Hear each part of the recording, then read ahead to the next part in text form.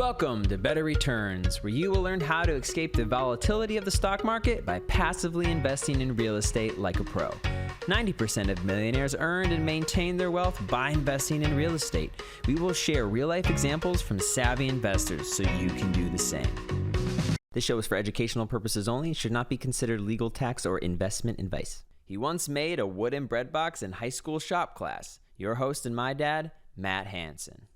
Welcome back to Better Returns. We've got one of my friends here, Shaughn Daughtery. He's a prolific real estate investor. He's got a great story here. I'm excited to hear more about it. He started investing in single-family homes like many of us. Then he discovered passively investing in real estate syndications, large apartment complexes. He has invested in over 17 syndications with many different operators and many different markets throughout the United States.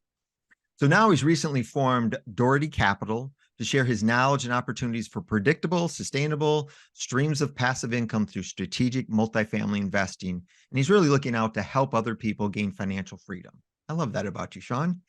And at Daughtery Capital, Shaughn oversees the capital raising efforts, acquisition, and investor relations. So welcome to the show. Glad to have you. Oh, thanks for having me, Matt. I've enjoyed getting to know you more and I'm excited to be on the show today. Yes. You are one of the most prolific investors that I know.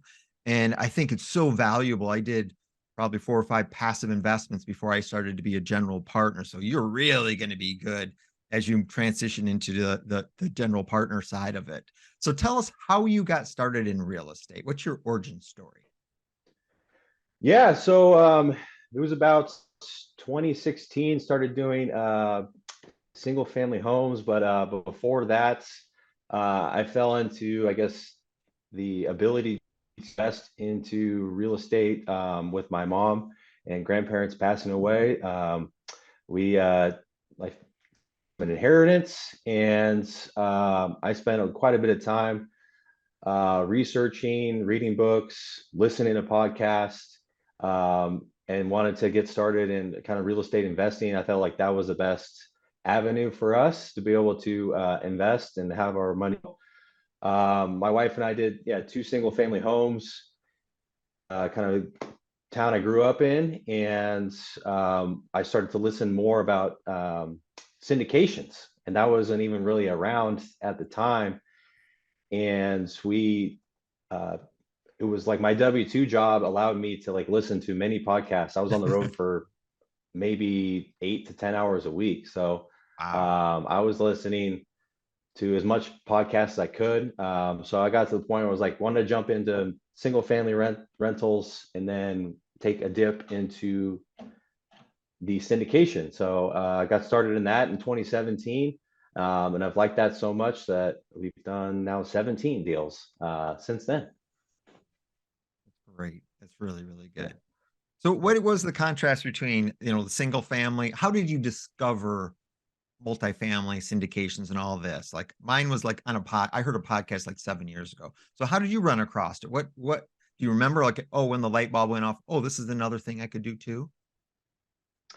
Well, I've always been fascinated by kind of the real estates. I had, friends growing up, they were apartment owners and they always kind of did their own with families. And then it was really podcasts like yourself, just listening to that about this kind of the syndication models, be able to like group, knowledge, group money together, and then be able to package it into a deal. And it was a very foreign concept, the word syndication and, doing this all together. But it was a great analogy I listened to in a podcast is, when you're a part of a deal, you're like in an airplane. You kind of get a business deal going. You have a destination at the end, and you have people leading the charge. They are the pilots, and you're in the back of the plane. So you're a part of it. You're along for the journey. You hopefully will get good reporting along the way. And then at the end of the destination, you should hopefully, double your money in about a 5 to 7 year period. That was what the pitch was. But it took a lot of time for me to like really understand it. And it's just wanted to really do my due diligence on kind of the markets, the deals, and most importantly, kind of knowing who the people were. because that's kind of who you're relying on, and making sure that they're doing what they say they're going to do. Exactly. Yeah, you're investing in the Yeah. individual just as much as the deal itself. So, and that's why I think you're going to be a fabulous general partner, because you have all this experience on the other end. You know what it likes to be an investor, and you write a huge check. And okay, this person's responsible for managing your money basically for the next 5 or 6 years. So what was your first deal like? The first one you went into? You've done tons. What was that like? And how did you feel writing that first check? So yeah, we did the single family homes, and it took me about a year after that to be able to find out, okay, what's more about the syndication model. I listened to, I guess, more webinars geared towards, I got on lists of kind of what people were doing. And then it was just fortunate. It was a friend of a friend who I met in college, who was working for a established company. To know him, they had done 10,000 units. They're Wow. based on the West Coast, and they had a great track record. And I just kind of told them, I was like, I'm new to this. I want to be able to, like, do this deal. How does this all work? We had meetings, and it was definitely scary to go through, having the total control with a single family home, Mhm. and then kind of giving it all up with these passive investments. So yeah, going through kind of the legal documents, kind of understanding that. And then it was very nerve-wracking to where you're wiring the money, and okay, it's gone. I hope they do what they're saying going to do. And it's worked out great, and I've soon duplicated it numerous times, but it's one of those models that I've really enjoyed. And yeah, I've formed Daughtery Capital recently to, like, kind of help spread the word. Hopefully better off everybody else is kind of living, in a sense of, like, whether they want to help them on their vacations or college funds or whatnot. But it's just kind of get you off of the Mall Street journey, tumultuous up and downs, to maybe something that's more stable, and you kind of understand it. And it's worked out well for me in the past, and I'm hoping it's can continue that way going forward.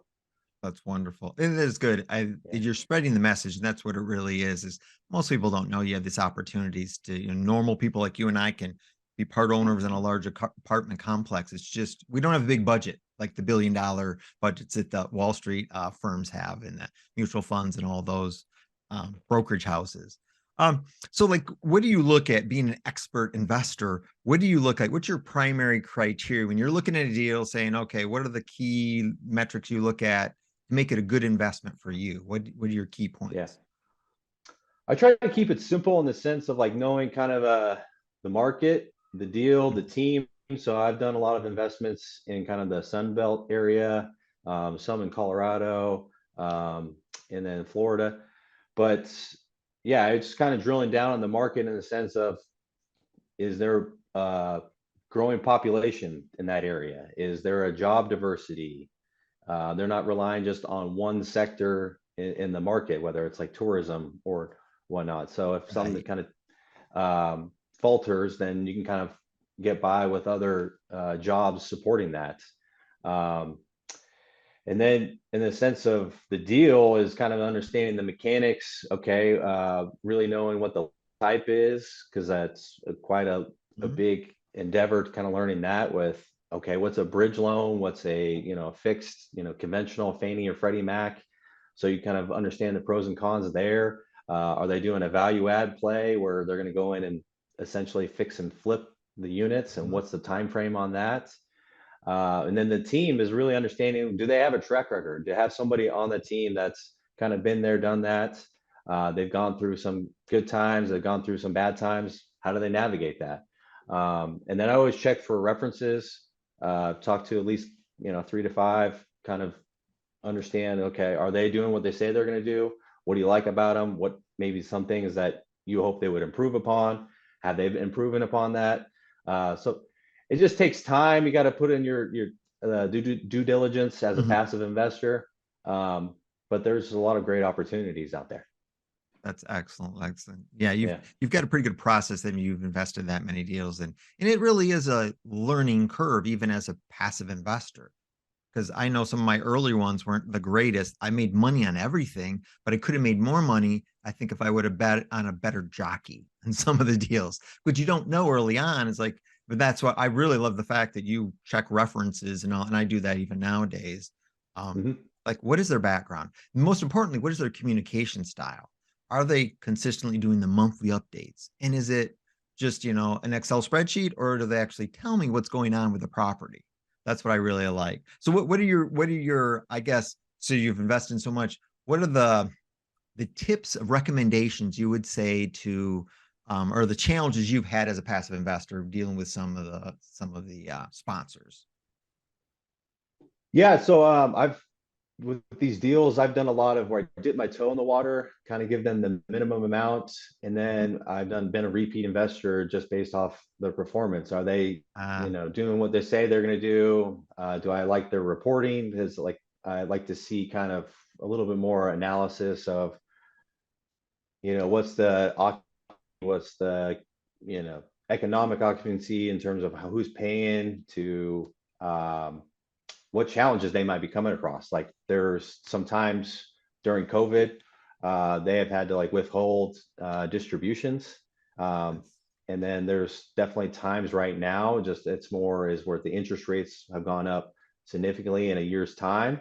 So with these bridge loans, that goes based off of what the market rate is, and they are not, their projections are a little bit off. And so maybe they need to hold them with cash and they're kind of just in a holding period.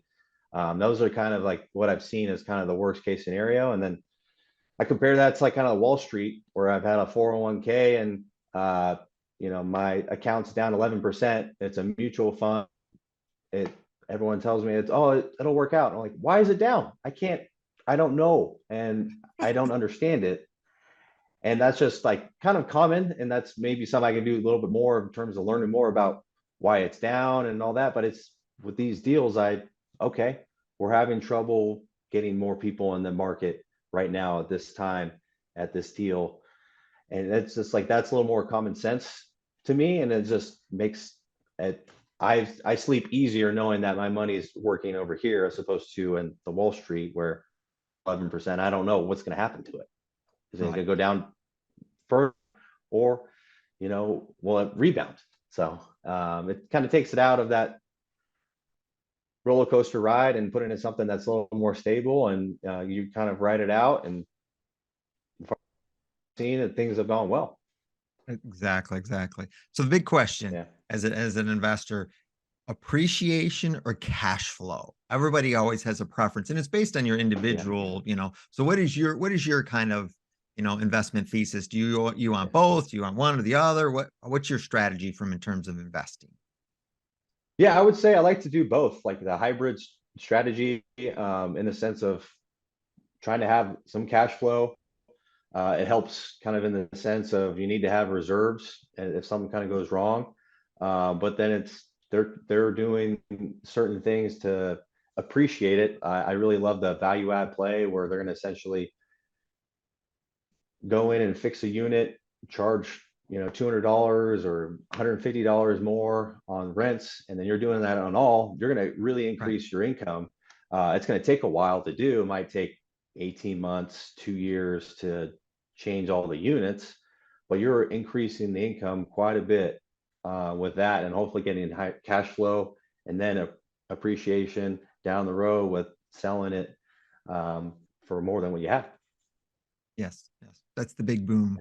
I know. And sometimes you go Yeah. into it, like I've invested in passively like 5 deals and probably been in 15 or so total. You don't know going into them. You say, yeah, you know what? I really am just really about the cash flow or whatever, but it depends on what goes on in the economy. Because one deal that you think is going to be high cash flow, well, it really didn't. But boy, when they sold it, I doubled my money and plus some. So that's funny how I know that you can't control all that, but you target for what you think. But the deal may end up turning out something totally different. But the bottom line, as long as I make money, I'm happy with it. I guess that's my thoughts on it. But For that's good. sure.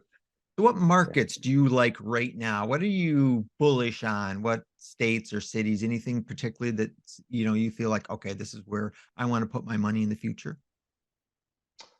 I've kind of just still investigating that quite a bit more, but I would say kind of the Nashville, Georgia markets are like Chattanooga, Knoxville is something I'm definitely keeping an eye on. And then looking out more kind of West Coast to see how well like Reno, Nevada. We'll see kind of where if that's a good metrics, kind of with the growing population and job diversity, um, and then making sure there's a good inventory. When I'm looking for as a GP, it's kind of looking for the 100 units roughly, and to see if that there's good inventory for turning them around. Gotcha. That's good. That's good. I know we're kind of looking in the South, Southwest, and Arizona, I think, is where a market we're going. There's population employment growth. Those are really the two key things. Part of being a savvy investor is having a strong business and financial background. So let's talk a bit about what your background is, like your formal training and all of that. And I think that really leads to evaluating deals and really understanding what you want to invest in. So what is your background in terms of because everyone has some type of, okay, I preconceived notions of this, but your actual business experience really helps you a lot in this industry. So share us a little about your background. Yeah, so I've been in the insurance industry in the past, kind of in a variety of different roles with like marketing, underwriting, and kind of the broker standpoint recently. So I would on the property and casualty side, so talk to businesses and then set up their program, whether if they insured a building to their tech business, restaurants. So I would get a lot of understanding of how businesses were working in that regard, and tying into real estate investing. I've done some self-storage investments. Oh, okay. I wanted to. I had not done any investments in that regard, but I wanted to know a little bit more about their insurance program. So I got to be able to look at that before investing in that. And then I talked to the broker and I wanted to see what the interaction was with them. Like, does the operator appreciate and like enjoy doing business with them? Because like there's clients that I've had that, they're maybe a little bit unpleasant. And so it may be commodity driven. So I wanted to understand, I was like, are these going to be good people? Are they going to do the right thing? Is this self-storage operator going to do the right thing if something kind of goes wrong? Because you can't plan for everything, but it's just somewhere I wanted to know, like, do they treat you as a valued partner? And Right. they kind of with flying colors. So that was all very helpful in that regard. And so, yeah, I'm kind of going to be able to utilize in my insurance background, kind of going forward with looking at deals and making sure we have the right insurance in place um, for kind of these apartment complexes. Oh, that's good. You get a little inside track on all of that. I know we've got a large corporation. Well, Obi, Matt Sudica is one we primarily work with, but it's great that you already have a clear understanding of what's going on in that industry. Because I don't understand everything he says all the time, but I do trust the guy. He Oh does a yeah, and fabulous job. So that's really good. You have a good understanding. So what do you, what's, hopefully make their job easier when I'm yeah, interacting with them. So that's just kind of yes. make it streamlined. So that's You regard. get a little advantage there, the inside scoop, Yeah. the knowledge. You understand the terminology and all the things that they do for us. So what is your crystal ball? What's Shaughn's crystal ball look like? We're early in the year. What do you think is going to play out for large multifamily for the rest of the year? What's your projections? I think there's going to be a little bit of turmoil in the sense of there are going to be some kind of newer, inexperienced operators that are going to be looking to sell. I think it's more than likely going to be somewhere in Q2, Q3 of 2023, where you'll start seeing kind of more deals out in the market at definitely a discount than they've been in the past. So that's what I'm like hoping for. We'll see. I mean, the interest rates is always a common conversation right now, and I think hopefully that the Feds will kind of keep it at kind of a flat market, but it might increase slightly, and then hopefully down the road, maybe late 2023, 2024, it starts to decline. So those are what I'm seeing, but who knows? I mean, who really knows? So, That's true. so yeah. So, but yeah, I think it's with all the kind of maybe potential turmoil, there's opportunity, and so I'm hoping to kind of be part of that ride. Excellent, excellent. So what is your criteria then? We talked a little bit, I think you said you like value adds. What is your criteria for properties you're looking at acquiring? I'm looking for kind of the 100 units, uh, older, 1970s, 80s, Class B, C. Looking for kind of a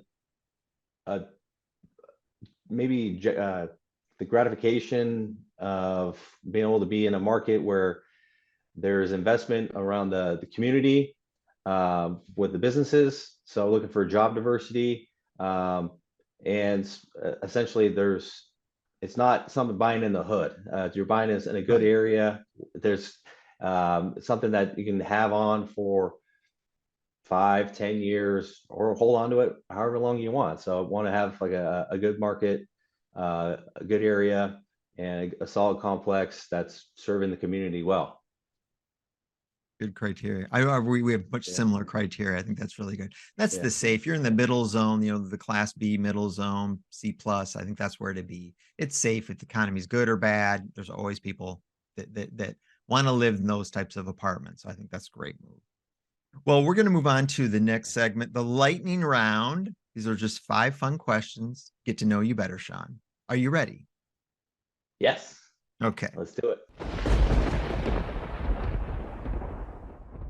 Number 1, what was your nickname as a child?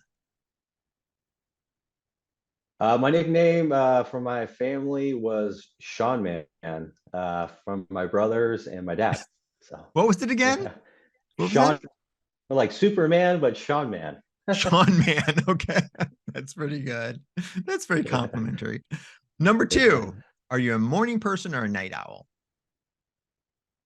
More of a night owl. Okay, good.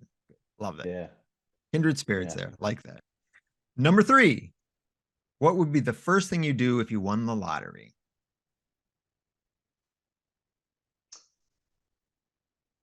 I would take my time in the sense of trying to understand what the ramifications on maybe the taxes and You're right. yeah. I wouldn't rush into anything. I would be kind of maybe sit on the sidelines and kind of really figure out what would we want to do next, and whether it's going on vacations or whatever it may be. So and take time, work with the family. Yeah, it'd be good. Excellent. Excellent. Very good. Number 4, if you could live anywhere in the world, where would it be? I really enjoy kind of where I'm living now. I'm in Northern California, extended Bay Area, and I would love to have the option to be able to travel still. So I enjoy kind of the full seasons, being able to like go to the warm beaches, and then be able to go in the snow, um, skiing and being out in the snow. So we have that availability in Northern California, and but I would love the flexibility to be able to travel, to be able to go to Mexico or Hawaii in that regard. Yeah. Yeah.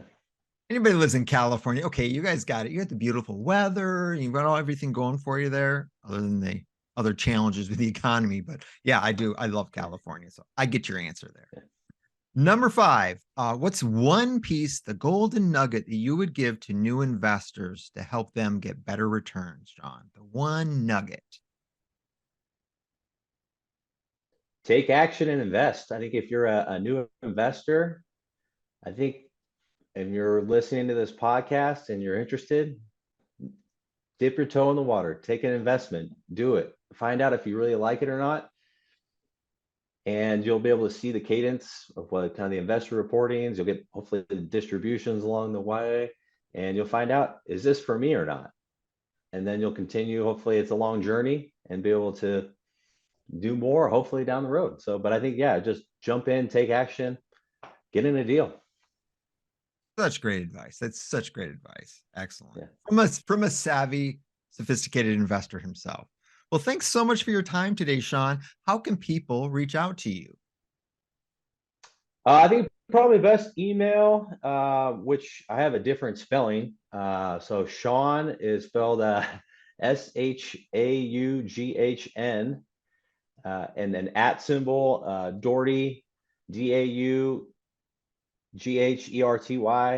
cap.com. So it's Shaughn@daughertycap.com is the best way to get a hold of me. Excellent. And it'll be in the show notes below too. So if you want to contact him, you're going to do fabulous. You really are, with all your experience as a limited partner. That is, people underestimate the value that has. You've been engaged in 17 deals. You're going to do swimmingly well, as you start your big portfolio and start moving forward. So happy to have you on the show, and very best of luck to you, Shaughn. Thank you. Well, thanks for having me. Enjoyed our conversation. And that's a wrap. Thank you for listening to Better Returns, brought to you by Hanson Holdings. If you enjoyed this episode, please leave a 5-star review because it helps others discover this valuable content. If you would like to earn truly hands-off passive income, go to hansonholdings.com, where we help you invest in large apartment complexes to grow your family's wealth. See you next week with another awesome episode. Have a great day.